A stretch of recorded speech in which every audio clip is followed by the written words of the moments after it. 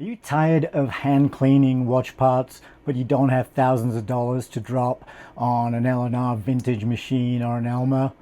Well, stick around. I'm going to tell you how to build your own automatic watch cleaning machine for around $200. Hi, my name's Bob Walder. So, like most of you, I started off when I was cleaning my watch parts. I started off cleaning them by hand using an ultrasonic machine. That gets old real quick. So I wanted to move on to an automatic watch cleaning machine. But then as I'm looking around, I mean, the prices, the vintage L&R is going to cost you $1,000, $1,500. If you want a decent one that's been refurbished, then there's Elmer and similar manufacturers, and I mean, those are just thousands. So one alternative I looked at was something called Clean, which is basically a mason jar with a crank handle like a butter churner, and used one of these baskets. And I looked at that and I thought, well, I don't really want to sit there. Yeah, it's probably better than ultrasonic or hand cleaning, but I don't really want to sit there for 5 minutes doing a clean and then take it out and spin it and then do another 5 minutes doing a rinse and so on. It's too labor intensive. So I wanted the convenience of an automatic watch cleaning machine, but without the cost. And I started to think, what's out there that does the same kind of job? So I found this laboratory flask stirrer. And the idea with these is they sit on your lab bench. You put chemical flasks under there and set it going so it spins and stirs them. Basically comes with, let me get that up there, it comes with one of these, which is no good for stirring watch fluids, basically, because you need to be able to put your watch parts in one of these baskets in order to clean it thoroughly. So I figured, okay, I have to find some way of mounting the basket, and that was actually pretty easy, because they also come with one of these. And this is basically the claw that clamps onto the central column that holds the flask in place while the chemical is being stirred. Again, I don't need this, so I actually cut off a section of this because it's just the right size to be able to mount this basket on the end of it and secure it with the fastening screw, and then it can go up into the chuck of the stirrer, and hey presto, you've got your watch cleaning machine. So this whole thing cost a little over $100, about $110 on eBay. They're still out there. If you prefer Amazon, a little bit more expensive, $140, but they are readily available. Pretty simple assembly. You basically screw the two shafts together and into the base. You slide on the head that holds the stirring mechanism, and you're good to go. As I say, for us, for our little MacGyver operation, we do just need to cut this down. But cut it to length, and then you need to buy one of these baskets too. I got this from Esslinger, about $50. But again, you can get these on eBay even cheaper. And I'm sure you've all seen these on various watch videos. You put your watch parts in there. You drop the baskets in like so. Pop the top on, stop your watch parts flying out, and then you fit it onto the bottom, like so, and it's ready to go.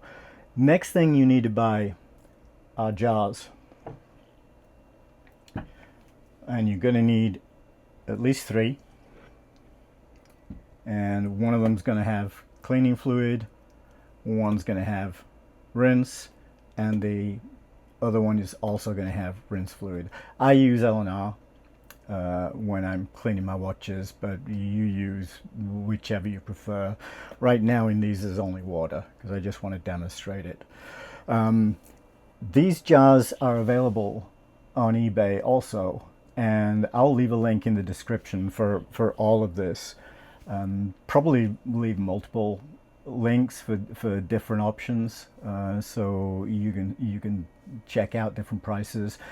If you can't get these particular jars, I like these because they're the right size for the basket, so it doesn't rattle against the sides, but they're also tall enough so that I can get the basket out of the liquid to spin it dry. So these are perfect, and these are actually advertised for the L&R machine. But if you can't get these, you can use 16-ounce mason jars, but make sure you get the wide mouth mason jars. They're smaller than these, so you probably need an extra jar to do your spinning in, but those are super cheap. Those are like $20 for 6 off Amazon. So that's your option. Just source some jars that that work for you. And basically, once you're ready to start cleaning,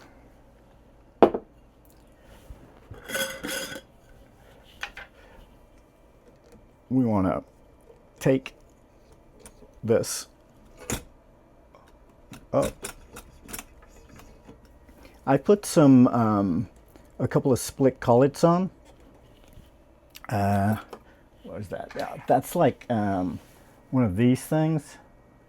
I'll put a link to these in the description too, off Amazon. And basically I've just put them here as a stop to let me know how high up I need to raise it so I can get the jar underneath. And then the bottom one is set so that when it's fully lowered to that stop, the basket is just off the bottom of the jar, so it's not rubbing on the jar. You don't want this basket to be catching the jar while it's actually spinning. So once you have that in place, we lower it back down again, all the way to the stop, and trying to get the basket kind of in the middle, and then we'll tighten that down so it doesn't move while we're cleaning. This is very simple in operation. You have 2 buttons and a rotary control knob.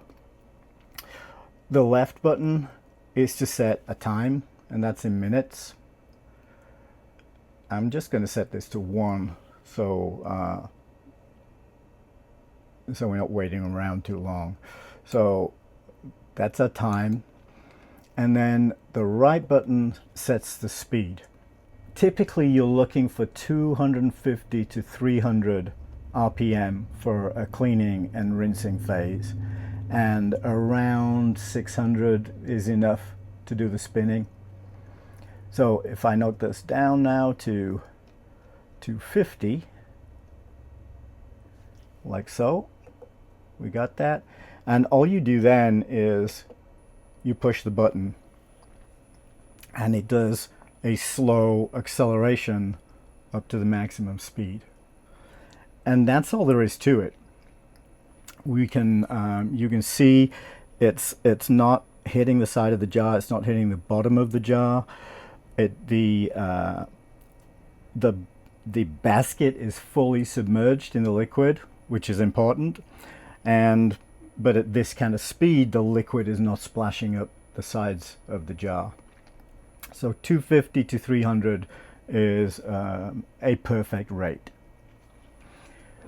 What I did with these was once I'd measured the amount of liquid that is the perfect amount to just cover the basket, then I just labeled it with a fill line label to make it easy to top that up in the future.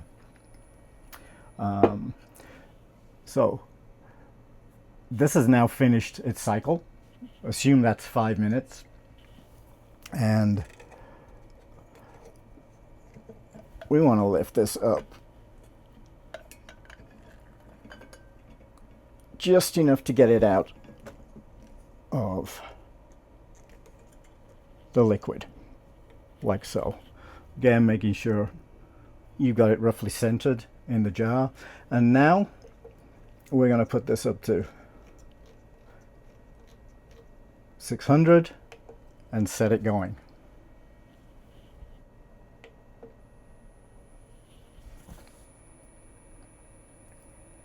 And as you can see, it accelerates really slowly, so it just doesn't suddenly start spinning, which would be pretty violent at 600 RPM plus. And as you can see, again, you'll set a timer for this. Typically for spinning, you don't really need a timer. You're just kind of looking to see when the liquid stops flying off. The beauty of having these tall jars is you can do the spinning, as I said, in the jar, so that the liquid that's being spun off actually is recaptured. That is the most economical way of eking out these chemicals. A press of the button stops it. You lift it out.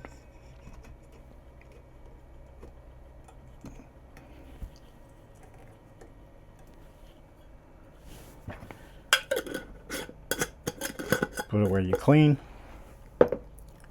Bring in your rinse. And rinse and repeat a couple of times for the cleaning solutions. And that's it. When it comes to drying, there's a number of options that are available. One way would be to set this spinning slowly. So I will go back down to maybe even slower than what we use for the wash cycle, and just have it spinning slowly, and then maybe use a hairdryer on a fairly low heat. That's kind of how the L&R machine works anyway. I mean, it drops this into a tube which is heated. The hot air doesn't actually blow, it just kind of passes around the watch parts, and typically about 5 minutes is enough to get the watch parts dry. Another way you can do it is to take the watch parts out of here and put them down onto some absorbent paper and either leave them to dry or use a hairdryer again. Pull the watch parts out individually if you prefer to make that even faster. I'm lucky, and this is something you could look for. I already have one of these L&R electric dryers, and basically all you would have to do is sit these on top of there, turn it on, and it's a very low heat, slow blow, and that will have these dry in no time. These you can pick up off AliExpress for somewhere between $50 and $80. They're also on Amazon, but tend to be a little more expensive.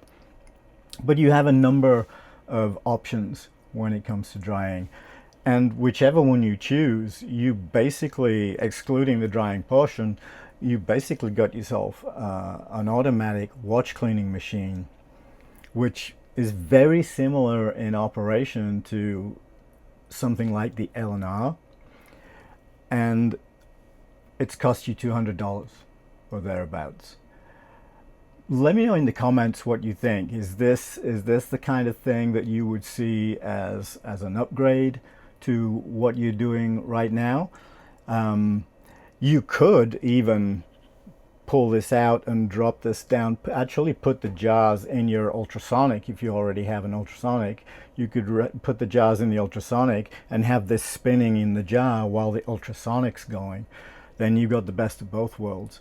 So let me know in the comments what you think. I will link all of the items I mentioned here in the description down below. If this is the kind of content that you like and you would like to see more of, please consider liking, subscribing. It helps me out. This is a new channel and I am trying to grow it.